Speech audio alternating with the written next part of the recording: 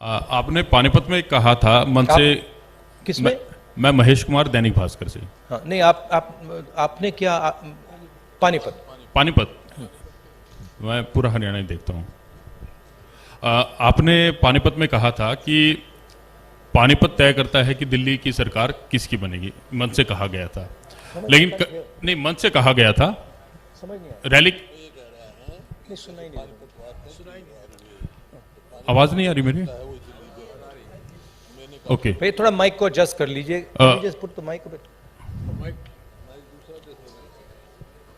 आप बोलिए प्लीज। आपने पानीपत में कहा, पानीपत में मन से कहा गया था कि पानीपत तय करता है कि दिल्ली में सरकार किसकी होगी। मैंने कहा पानीपत में मन से कहा गया था। और करनाल में यह कहा गया कि यह यात्रा वोटों के लिए नहीं है। तो इसमें एक कहीं ना कहीं कंफ्यूजन है कि ये एक जन आंदोलन है या राजनीतिक यात्रा है, क्योंकि पॉलिटिशियन जिस भी थॉट के साथ कोई भी एक एक्टिविटी करता है, फुल टाइम पॉलिटिशियन, उसका थॉट तभी लागू होगा जब उसके पास सरकार होगी। तो एक चीज तो मैं ये जानना चाह रहा हूं कि इस यात्रा को हम जन आंदोलन और राजनीतिक यात्रा के बीच में कहां स्टैंड करा, देखें कहां पे है ये। और इसके साथ ही ये चीज है कि एक माइलस्टोन है ये यात्रा, आपकी लाइफ टाइम का है। तो 30 जनवरी के बाद इस माइलस्टोन का टेक अवे पार्टी और आपके पास क्या होगा?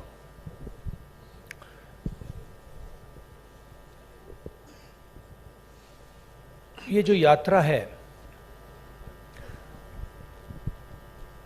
जो हिंदुस्तान की आवाज को दबाया जा रहा है और जो हिंदुस्तान में डर फैलाया जा रहा है, हिंदुस्तान को जो बांटा जा रहा है,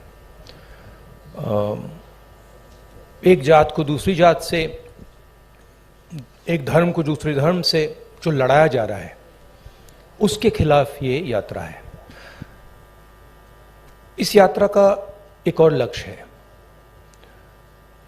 और वो मेरा पर्सनल लक्ष्य है, और जो हमारे साथ लोग चल रहे हैं वो उनका भी लक्ष्य है। वो है कि हम इस यात्रा को तपस्या जैसे देख रहे हैं।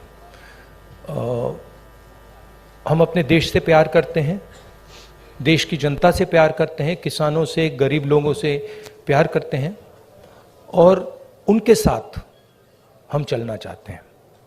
तो यात्रा का लक्ष्य पर्सनल है। यात्रा का लक्ष्य देश की जनता को देश की सच्ची आवाज सुनाने का है। अब देखिए, उससे राजनीतिक फायदा हो, नुकसान हो, उसके बारे में मैं नहीं कह सकता हूं, मगर यात्रा का लक्ष्य अवेयरनेस का है। और जो मेन 3 बातें हैं जो हम सब जगह कहते हैं, भारत जोड़ो, डर के खिलाफ खड़े हो, नफरत मत करो, ये एक मुद्दा है। दूसरा मुद्दा, जो हिंदुस्तान में इकोनॉमिक इनइक्वालिटी हो रही है, जो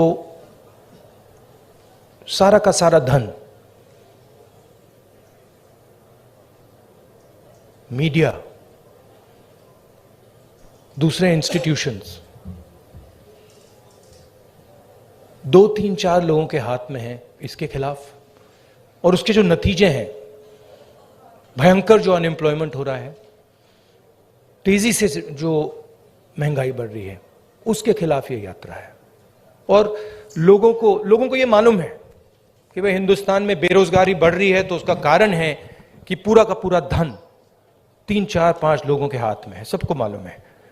लोगों को यह भी मालूम है कि वो जो धन का कॉन्सेंट्रेशन हो रहा है, पूरा का पूरा पूरी आर्थिक शक्ति जो 3, 4 लोगों के हाथ में जा रही है, उसका नतीजा बेरोजगारी है, उसका नतीजा महंगाई है। लोगों को कनेक्शन मालूम है। तो हम ये बात रखना चाहते हैं, और बहुत सक्सेसफुली ये बात यात्रा ने रखी है। इसलिए मैं आपसे कह रहा हूं कि जहां भी हम जा रहे हैं, यात्रा इंप्रूव हो रही है। तो अब ये हमारा लक्ष्य था। दैनिक जागरण से अश्विनी शर्मा। नहीं बताता हूं। देखिए,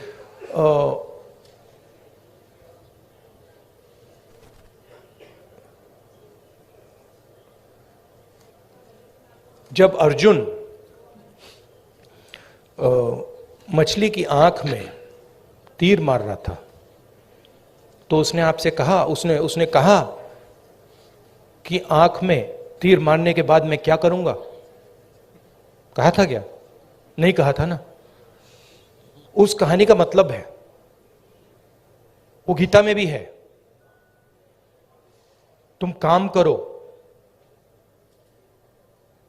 जो होना है होगा, ध्यान काम पे रखो। तो वही थिंकिंग है यात्रा की भी।